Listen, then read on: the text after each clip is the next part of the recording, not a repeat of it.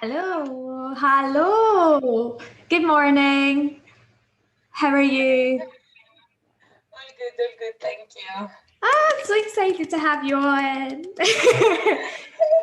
You know what? My voice is sometimes leaving me a bit. I did the protocol last night with a group, and I'm really that It's a bit hoarse. It's Would all that be right. interesting? Oh my gosh. Well, I've got a load of questions for you, Debbie. So it's just went Cool. straight into recording. So we're just gonna just talk like friends as we always do anyway. So first of all, for those of you that are watching, thank you so much for tuning in. So I'm here with the amazing, the wonderful Debbie Lucken, who is the founder of the Kids Around Dogs Protocol, but she's also a certified canine behaviourist, aren't you, Debbie? So Yeah, I thank have you. got loads of questions for you, obviously, and it's all kind of focused around children and dogs, of course, because it is the official launch today. Oh my God, of the Oh, IPD. finally! I know. I'm so So excited. exciting. It's, you know, it's came out really, really well. The printers have done a great job, Oh, it's and amazing. for those of you that don't know, we also have a wee dedication section for Debbie as well, because our protocol is fabulous, but we're going to learn all about that just now. So I have my list of questions. Are you ready? I am ready. Cool. All right. So first of all, tell us all about the Kids Around Dogs protocol.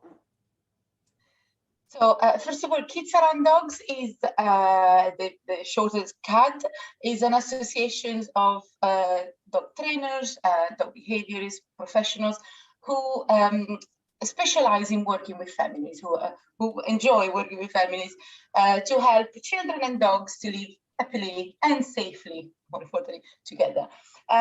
I designed a protocol that helps children to overcome the fear of dogs. And it works on 7 online sessions where children learn about dogs and how to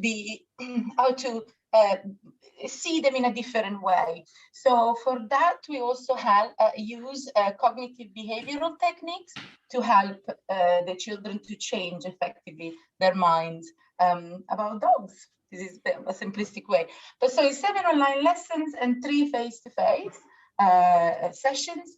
And yeah, well, I've seen, touch wood, I've seen wonderful results from myself personally, but also from you guys, from the KAD Pro trainers that have learned to use the protocol and then effectively used it with their clients. And it's I'm just so happy, it's such a big thing. So I'm really happy. Debbie, I think the best thing about it, so you'll hear my dog's probably shaking and snoring in the background, but I think it works so well because it's simple and it's so easy to follow. And the fact that obviously with COVID and lockdown as well, it was such a versatile protocol for you guys to be able to do it live on Zoom and things like that. And again, it's at the park as well, so you can maintain that social distancing for the 3 other interactive ones. It's such a great concept because, I mean, what I've found with observation with children, even my own children, so I've got big dogs and wee dogs, I've got 4 dogs, and even with my own children, there are certain behaviours that a dog might display which can cause fear in children, even when they're living with dogs. But you always have that extreme scenario as well when you're at the local dog park. You've got the children who are clearly fearful of, and it can be big dogs and small dogs, it doesn't matter the size. But then you've got the opposite end of the spectrum as well, where children love dogs, but they don't understand how to too much. Yes, and they run up and they give, Bruno a big cuddle and they think it's okay. And it's that education and raising that awareness that your protocol works so well. So tell us, how did you get into the pet care industry then? What was your leading inspiration? For becoming a behaviorist, for becoming a trainer behaviorist. Everything. Well, we'll start with the behavior. Well, actually, it kind of all follow a certain path. It's not a very nice story because it was about my first dog, Pixel. I have a photo of him here. He's always with me. So it was our first dog, and he passed away. I was just, you can imagine, I was distraught. I really couldn't sleep and things like this. And my neighbor at the time had a dog called Harvey, and they were going to go away for the weekend. And I said, can I please borrow your dog? I just, I need, I need a dog as well. I needed Pixel, but so I was sitting on the sofa that night, cuddling Harvey, and I said to my husband, how I wish this was a job, looking after dogs. It turned out that it was. And so I started from dog walking, dog boarding, and I realized I wanted to do more. So I started taking courses, and then I qualified with the MDT as a trainer, and then I qualified with the ISCP as a behaviorist, and just keeping getting knowledge, and just, as you know, it's very snowballs addictive. From there. Yes, it is. Oh yes. And we never stop learning, do we? We never stop learning. Every day I feel like I learn something new from dogs. So yeah. I think if you're really passionate about it, then you want to learn as much as you can. And I think especially in this industry, it's just constantly evolving, isn't it? So we're always going to be learning, and that's the beauty of it. So do you think that the KAD protocol will be updated regularly then as well, or do you think what's in the future for KAD? The protocol in itself, it seems to be working well. We are obviously, because you always come across some different children as well. So some things might be tweaked as we go on. We are changing a little bit KAD as such. The idea is a little bit of a surprise here for you as well, kind of, is that we would like to invite school teachers to also apply to become KAD approved members. So rather than calling them KAD approved trainers, would be members, because they won't be dog trainers, but they will learn about dogs. And so schools will also be able to apply for a certain number of teachers within their services, so the teachers can learn and teach children in schools about this as well. And we know children schools unfortunately don't have much time, but if a teacher knows what to do, they can sneak it in bits during their lessons.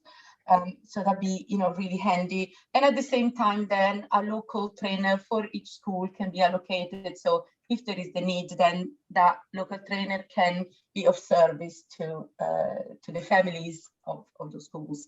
That sounds so exciting. Connected, Synchronize care. care. I'm so happy to say, we already have like 60 members in KAD, as today, and we cover the UK, and we cover, well, obviously we have Scotland, of course, but we cover also some of Canada and some of America. There is lots of interest in Australia, so it's really it's international, really, and it's just growing from strength to strength. I didn't expect it. I must, to be in the UK, but it's obviously is needed. There is a need for this, and it's becoming transparent more and more that there is a need for this. I mean, so well, that's it. I mean, I'm pretty sure I read a statistic a wee while ago, and it was UK based, to be fair, but it was 70% of dog bites happen within the family home. It's the family dog. So I mean, it is. I mean, I've said it for years as well. So schools need to incorporate that into their curriculums. They really, really do.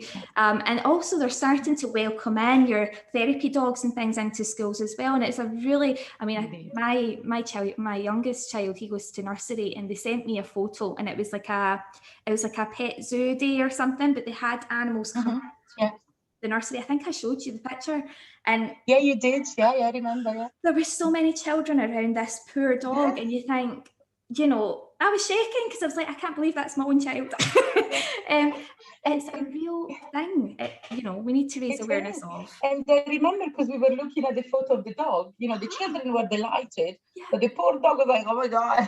I think there was two in there, wasn't there? There was two dogs. Yeah, it's just too much. It's too much for them. Yeah. So it's great that there are ideas like this, but they need to be managed definitely. Because it's not only about the children, it's about the dogs as well. So we need to think of their welfare and happiness both species and such. Yeah. Yeah, So yeah. when you're thinking about, obviously you get loads of inquiries through because you were the original, the founder. So what would you have said was your biggest complaint or concern or problem that parents were coming to you with? So yeah, normally they say the dogs are unpredictable, Right. and so either because the child is overconfident, as you said before, and so the dog might react a bit funny. It doesn't necessarily mean a bite, but even growling, Yeah. Things like this can scare humans. So the dog is unpredictable. Suddenly it did that, and that goes as well when the child is scared of dogs. Is often the answer, I don't know what's going to happen. The dogs are unpredictable, and the things that, thanks to books like yours, we can actually find out that they're not that unpredictable. Well, that's we it, can isn't learn it? to read them. The thing with working with animals as well, or even living with them, is that it is that mirror neuron relationship where it's just snowballing out of control because the dog's feeding off the energy of the human and the human's feeding off the energy of the dog. So it's trying to just keep everything calm and start to rebalance that energy again through understanding.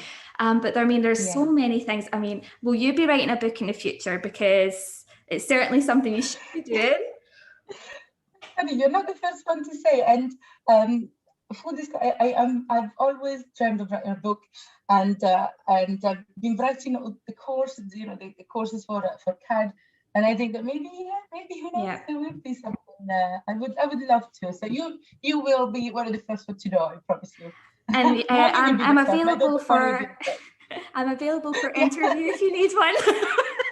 No, I'm going to get your child as well to read some of it too. Oh my gosh. I've been trying so hard to get Jack to behave, and honestly, he's 6 years old, and you know what he's like? He's kind of influenced by his peers, and he's like, it's not cool to be in a book. And I'm like, it's so cool. I would have loved it. It's not cool. Oh gosh, I would have begged to be in a book when I was his age. It doesn't even look like me. That's so nasty. So that's in there. But it does look like him. Look how cute. Right. It does look like him, but he won't admit it.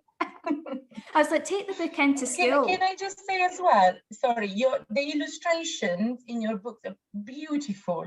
I love the illustrations. Do you know, honestly, they're so eye-catching. It's such a vibrant book. It was Julie Bryden. I think she's from Scotland as well. And bless her, she's just had her very first baby. She's had a beautiful girl. And the thing is, as well, she did this throughout, and she was quite late on. So when she did it, she's been such a fabulous person to work with. So I would recommend her if you were looking at doing a book with illustrations. But she's grasped it perfectly. And each of the dogs in here are all based on real life characters as well, which is really cool. So it's cool, a good experience. So talking about books as well, what other books do you have in your library then? What other books would you recommend?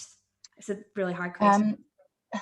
So on the dogs, actually, I've got it. I didn't know you were going to ask as well, but because I'm still reading it throughout, I've actually got it here, and this is a wonderful book, Wildhood, and it's called Wildhood, and it's by Barbara Natterson Horvitz and Catherine Bowers. Okay. It's about adolescence in the animal world, but it also reflects into the human animals, and it's a brilliant book. I've learned a lot about teenagers, animals with fur and animals without. I think what attracted me to this book was the fact that although my daughter is 10, is that 10 going 13? And I think it's just happening a bit too soon. I wasn't prepared. So the adolescent world is started to be very, very interesting to me suddenly. And I came across this book, and it's, oh my God, it's brilliant. So this is what I'm reading at the moment. And I'm also reading, although I haven't got it here, that's on my bedside table, the other one. It's The Dog Knows by Sindar, I can't remember now her surname, is an Indian behaviorist, and brilliant book. Okay. So I will send you a message so you can. All right. So on the book, on the dog world, those are the books I'm reading at the moment. You know, you'll know yourself though, you start collecting books and they're all Oh my God, stacking up like this. I found one, a very good one as well. I'm just in the middle of reading it, and it's the Human Canine Emotive Energy Balancing, right? Oh, nice. I can see it. Yeah. And it's okay. all about, I don't know that one. My Who is goodness. it by? Janine Warman and Mish Masters. And this is all Okay. about the significance of energy when it comes to relationships with like other animal species. So it's right up my street. Really good book. You know, don't know the people actually, but I think they're in the PPN and things like that as well. So they are known in the industry, but very good book. And the other book that I would recommend is like the adult version of I Can Be a Dog Detective, and that's Listen to Me, if you've not. Oh yeah, that's Trisha. Trisha, yes, we love Trisha. Yeah. Oh my gosh, yeah, I love that book as well. She's brilliant, and just might as well plug a little bit. She's got a website out, and she is looking for professionals to send in photos or videos of canine body language so that we can help people. What's it called, Debbie? It's called hold on, I've literally got it here because we were just chatting last night. Is it the Body Language Project or something? I can't remember. She signed it for me, Debbie. Dogbodylanguagelibrary.com. Yeah, I knew it was something like that. Dogbodylanguagelibrary.com. So have a little look. There is her email address in the link. Yeah. If you get involved, it's so good. Well, that's the thing, is where there's an abundance of information out there for parents who are looking to explore how to enhance that relationship now. So there's zero excuse now for us to be ignorant, and that's why we do things like this, Debbie, and that's why we're speaking today. It's to try and help families realize that there are ways of working with their pets, so they don't have to rehome them and they don't have to think about euthanizing and things. It's just all about communication, isn't it, at the end of the day? So I'm gonna make sure that I'm answering all these questions. I got a few sent in, you see. Blah blah blah. So what is your main mission for KAD? So my main mission, I think we kind of said it as we went along, is to reach as many families, children as we can. Is to educate them about dogs, whether they have a dog or not. That is irrelevant. Dogs are everywhere. Dogs are that pet that is in shops, that is in restaurants, that is at the park, at the school gate. They're everywhere. So we can't pretend like they don't exist, or we can't say, oh, we don't have a dog, so we don't need to know. We do. So might as well teach them about dogs as well. And yeah, so everybody, cool. I know everybody loves dogs. That's the thing. I know I like them more than people. That's why I've got four dogs and 2 children. I always say that. I'll have another 4 dogs before I have another 2 kids. I know exactly what you mean. It's such misunderstood creatures, and that's the thing that we need to start kind of realizing, that they are communicating, and growling isn't a bad thing. It's actually communication, and we need to understand what they're trying to tell us. So this is a good question. What does the word safety mean to you when we're thinking about dogs and children? Safety, I guess the safety does come again with understanding, doesn't it? It's not so much about keep away, although obviously that is also part of it, but keeping away to me is more management, while safety is understanding each other. Dogs are really trying, and they have learned over generations to understand us more and more. And yet, although we are supposed to be the most clever species, if you like, why are we being so lazy? We should be the one making a little extra effort to get to understand them more. So I think that's good. Yeah. Do you know, you've hit the nail on the head there. I was down in Manchester last week, and I was talking about consent and choice. And one of the things that I pointed out was that in many pet industries, even today, we are taught that safety means control. All right, if we can physically control and manage something, then we can create a safe environment. But actually, consent and choice, having that animal feel safe, it's a feeling, isn't it? Safety is actually a feeling. When you feel safe, you're safe. And it's more to do with how we now approach coexisting and training and things like that with our animals. I mean, a big topic at the moment, I think, for everyone is crate training, and obviously the confusion of using crates as punishment and, you know, locking the door and that's the dog safe. Is it safe, or is it under control? Is it managed? And it's, you know, it's one of the things we cover in the I Can Be a Dog Detective as well, because crate is in it. And the thing is, guys, because it's a big thing I keep getting asked about, is crate training. Crates are fantastic for setting boundaries with children in the home, but they don't have to be so negative. You can have them a safe zone. So it's trying to highlight that, you know, crates can be used as safe zones, but they should never be used as punishment. They should never be used as a quick way to toilet train and things like that. There are other ways of doing things, honestly. But, you know, we're all guilty of it at some stage. We don't know until we know. No, exactly. And to be fair, you know, I understand most families, you know, we're busy. And when you have a lot of, you know, I have one child, and I swear sometimes I feel like I have 10. And you see some families with a lot of children. I understand sometimes life gets so hectic and you go, I can't this.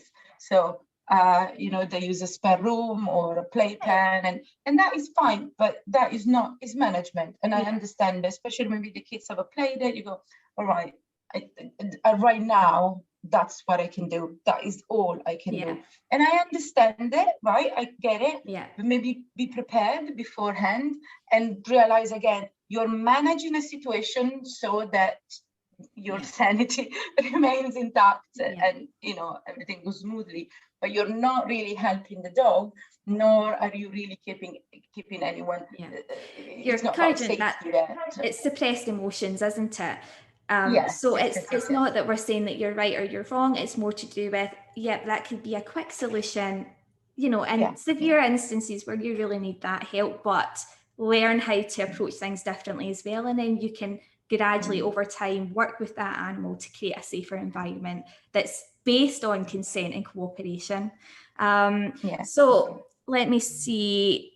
All right, so off the bat, give me 3 tips to start doing today to encourage safety in the family home. What can parents do? So first of all, learn about basic body language, okay? Basic. You don't have to become an expert overnight. That's fine. Really, really basic things. I would say if you don't have time for anything else, at least learn the stress signals. That's it. Just that. So yeah, canine body language for me is the first thing. The other thing is to, if you're not a professional, hire a professional to help you out with good training, positive training, with boundaries exercises or games to teach your dog to not let, sometimes this is the space you're going to be in, but life is gorgeous anyway. And the other thing I would say, to also look after yourself. I know it sounds like a new age and all that, but actually take time to take a breath and to go, I'm doing the best I can. And it's fine, and it's okay. It's so important. It's very often, and I'm sure it happens to you and everyone else, definitely happened to me, that I want to do everything and I'm so overwhelmed and literally I want to crawl into a ball and cry and realize, oh God, I'm doing too much. So if I look after myself, then I can also look after everyone else as such. I think that's so important. So that would be my 3 things. I love number 3, I have to say, because we don't realise the significance that our own self-care has. And it's hard, and living with another animal species is hard, and it's going to be a slow, lifelong journey. It's not going to be a quick fix. And it's going to be hard work. So taking that time out and having professionals, like you say, that you can rely on to try and help take that weight, because we're all learning together and we're all growing together. So being kind to ourselves, that's a lovely, lovely tip, Debbie. And I'm going to add another one in. Join the Kids Around Dogs protocol, because it's fabulous. I'm not just saying it because I'm an instructor as well, but I'm genuinely saying it because it's a fantastic protocol and you've done such a great job with it, Debbie. I am honoured to be in your circle of influence. I am. So how how do children get involved with CAD? How do we sign up to it? How do parents sign up to it? So children don't effectively sign up for stuff because they're too little. but for the professionals, you can send me an email or a message on CAD, and that is kidsarounddogs@gmail.com, or go on the website kidsarounddogs.co.uk, and you can also find the info there. At present, right, as not for long, but we are just taking a little break from application because there is a new course that the current KAD approved trainers will have access from this week. The secret is I'm rubbish at keeping secrets. There's something inside. There's something very exciting. You will actually find out this week. No. Anyway, I didn't say anything because I'm rubbish at keeping secrets. And so, yeah, so for a short while, you guys that are already in have a preview of the new course, and then we'll reopen applications. And also, if you work in schools, so if you're a teacher, please get in touch, because we are now accepting applications from teachers, children professionals, and schools. And actually, the lovely Claire Lash is co-writing with me a course for schools as well. So, it's all steam ahead, isn't it? And there is a database as well that parents can get in touch and find their local approved instructor, isn't it? Yes, yeah. If you go on the website, kidsarounddogs.co.uk, there is on the menu, one of the things that says find an approved member. You click on there, put your postcode or the town you live in, and your local approved professional will pop up, and then you can call them. Should you not find someone immediately in your local area, send me a message and I will help you out to find someone. Okay. All right. Well, thank you so much, Debbie. That's been 30 minutes and it was amazing talking to you. I know that you have family over. So thank you for sparing that time for me this morning as well. I am so excited about the future courses that are coming up. I'm going to keep my eyes peeled. If you guys have any other questions for Debbie, she is available to contact. She's gave your information. Go and give her a shout because she's amazing. All right. Have a lovely day and we'll see you soon. Thank you, you too. And again, amazing job with your books. So thank you so much. Thank you. Yay. Bye. Bye. You too. Bye.